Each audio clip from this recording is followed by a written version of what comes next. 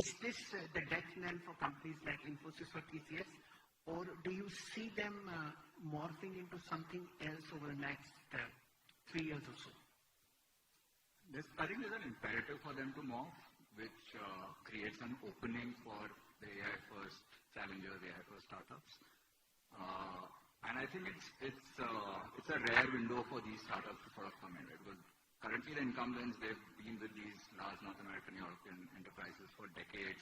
There's a comfort, familiarity, client context. Therefore, they get a lot of repeat business. And typically when a new service provider goes to them, there's a significant inertia to change or get a new startup in. But I think that when we speak to large enterprise buyers, CXOs in the US, Europe, I think that mindset is starting to change. They're realizing that I can't put all my eggs in that basket as far as AI implementation, AI tools, AI software is concerned. They are talking to a lot of AI startups, a lot of AI first founders, giving them a POC, giving them a pilot, one plant, one use case. And if you're able to impress the client there, they are more than happy to give you a lot of business, right? So that's a big opportunity. It doesn't level the playing field. The incumbents still have a huge advantage of capital and client relationships, etc. But we are seeing some of these, the top 2%, top 3% of these startups break in.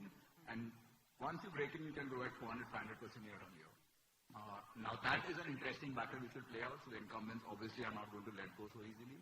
The startups are nimble, best of AI talent, very aggressive on compensation and wealth creation strategies. This is a battle which will play out.